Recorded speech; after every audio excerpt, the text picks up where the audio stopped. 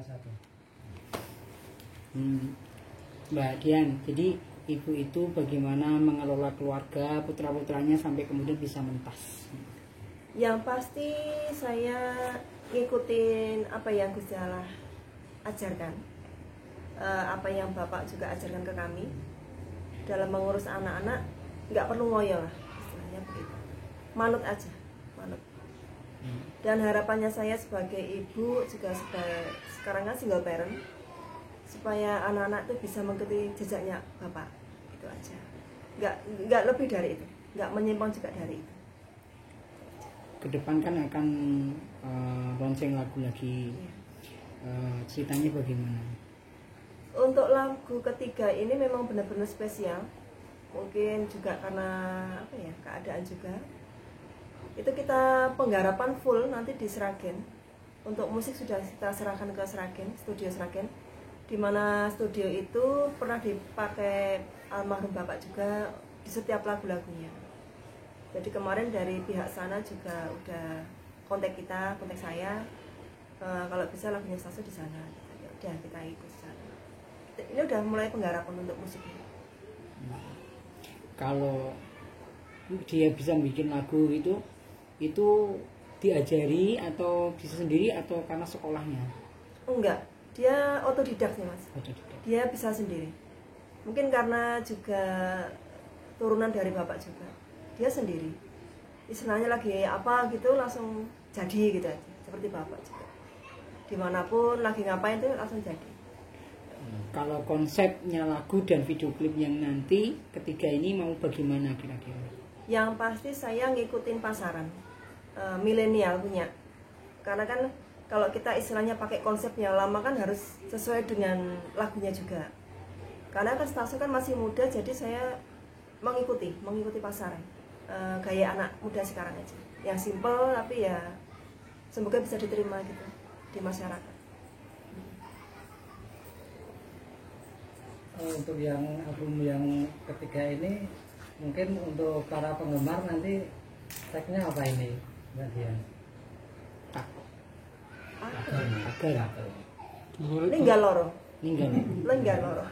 Bukan, kemarin katanya Sobat Bangkit, sekarang ini apa? Oh, yang itu kita pakai Dulure Taso aja ya. Iya. Itu inspirasi dari mana, Bu? Saya sendiri. Waktu itu kan dari mereka kan Sobat Bangkit harus gini-gini, ya udah istilahnya kan ya udah enggak pakai Sobat Bangkit enggak apa-apa gitu. Terus saya waktu di grup itu juga ada admin dari Jakarta sama anak lanang juga istrinya Staso. Kita langsung bahas harus dapat itu. Jangan pakai Sobat Bangkit gitu kan. Harus dapat gitu. Terus akhirnya saya nyeletuk Dulure Taso piye? Kayaknya lebih remaket loh itu. Jawani punya gitu kan. Ya udah akhirnya kita ambil itu. Mereka juga setuju. Ya udah Bu, Dulure Taso ya Bu, iya. Kan namanya Staso, kok sekarang malah dipotong jadi Taso? Nama panggilan Mas. Nanti kalau manggilnya Staso belibet ya nah. Istilahnya kan ya maaf kalau istilahnya Yai Jawa kan enaknya ngomongnya Taso gitu kan. Panggilannya sehari-hari Taso. Ya. Bagaimana nanti caranya memperkenalkan lagu-lagunya Taso selanjutnya? Kita tetap lewat di YouTube-nya Mas Taso nanti. Kita nanti untuk lagu ketiga pasti di YouTube-nya Mas Taso. Dan untuk lagu yang pertama yang kedua kan akan kita recycle. Kita recycle lagi. Jadi untuk lagu Pepujaneng Ati untuk vokal dan musik tetap sama, hanya video klip aja yang berbeda.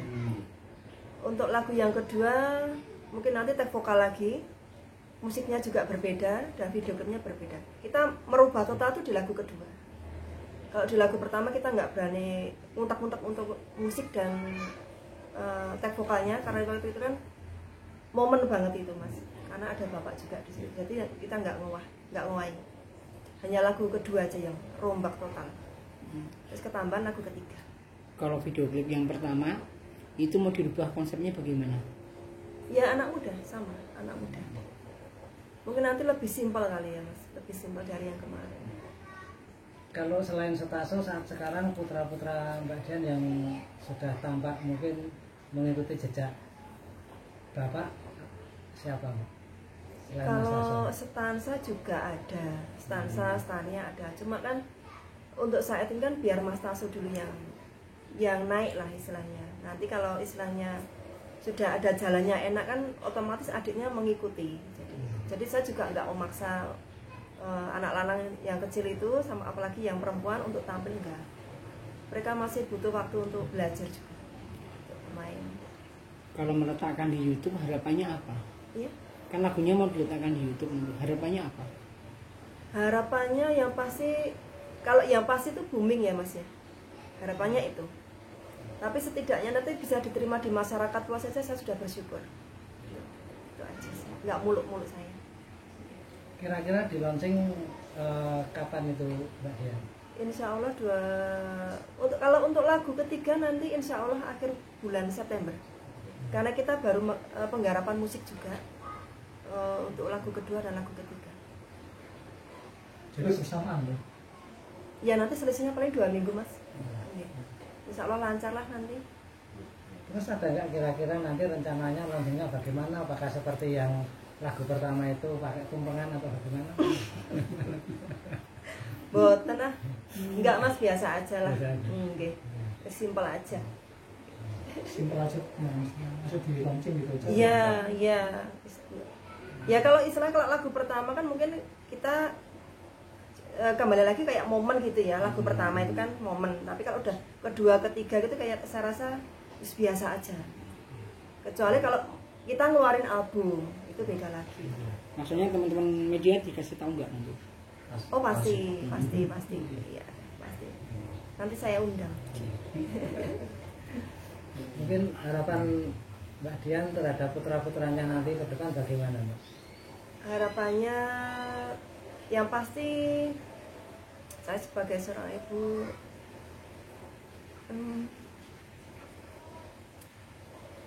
jadi anak yang berguna itu pasti bisa meneruskan karyanya Bapak.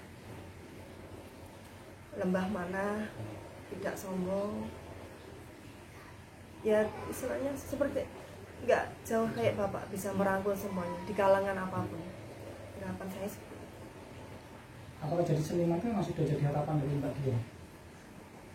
Seniman, kalau saya nggak target ya Mas, tapi darah seni itu nggak bisa bohong. Secara anak-anak itu udah ngikutin Bapak semua. Tuh. Tapi dulu pernah diarahkan nggak? Nggak pernah. Bapak tuh selalu opo nih. Kalau memang kamu istilahnya kamu suka di jalur ini ya kamu harus konsisten. Jangan main-main gitu. Siapa tahu itu nanti jadi ladang rezeki kamu gitu. Bapak selalu ngajarin kayak itu. Jadi nggak pernah yang muluk-muluk gitu, nggak pernah Mas. Bapak tuh orangnya humble banget. Kalau Mbak Dian sendiri pernah nggak mungkin pengennya Staso itu mungkin jadi apa gitu selain jadi seniman? Boten Mas. Karena saya mengalir itu pasti. Karena darah seni kan kental banget di anak-anak itu. Pasti mereka larinya nggak jauh dari seniman juga. Sudah, itu aja. Selain nyanyi Mbak, apa yang dikuasai Staso Mbak dalam kesenian? Dia reok, gamel. Dia jadi juga punya bakat pelawak loh Mas. Dia tuh lucu sih. Kayak Mbah Gudel dia. Kalau stansa itu dia lebih suka ke IT, tapi dia suka ngedit video, ngedit musik gitu. Iya. Stansa umur berapa? Stansa umur 14 tahun. Sudah bisa kayak gitu. Iya. Atau mau diarahkan ke sekolah khusus lagi nanti? Iya nanti Mas kalau udah SMA. Kalau masih umur segitu kan masih labil nanti mau kemana gitu. Yang penting dia sekolah dulu. Nanti kalau ke SMA bolehlah dia mau istilahnya apa yang dia pengini gitu. Karena Bapak juga olehnya begitu. Biar sampai SMA dulu. Baru dia nentuin nanti kedepannya gimana. Jadwal manggung yang terdekat kapan? Kemarin sudah ada di Tulungagung juga 2 tempat. Di Tulungagung, di Cilacap, sama di Wonosari, Gunung Kidul. Tapi kita nunggu fix-nya Mas, deal-nya. Kan secara kan baru kahanannya kayak gini. Kita disuruh nunggu dulu nanti dihubungi lagi. Segala sesuatu yang sekarang langsung Mbak Dian pegang. Iya, saya handle sendiri. Mungkin saya lebih tahu kekurangan anak saya di mana, kelebihan anak saya di mana, maunya seperti apa. Lebih enak sendiri sih Mas. Kalau peran istri bagaimana? Saya, Peran istrinya Mas Taso. oh Mas Taso, dia dukung, dia malah ini ya Mas, pengkritik hebat sih buat Taso. Jadi kalau setiap habis apa itu langsung dikritik, karena orang yang terdekat sama Mas Taso kan istri ya, jadi istrinya yang kritik. Itu aja pasti lewat ke saya. Ini gimana ya Bu, Taso nih gini ya dikandani Dok. Jadi istri itu dekat banget sama Mbak Dian. Ada komunikasi Mas. Dekat banget. Iya. Saya tuh nganggapnya udah nggak mantu ya, anak ya. Karena kan sebaya umurnya sama Mas Taso. Anak. Gitu.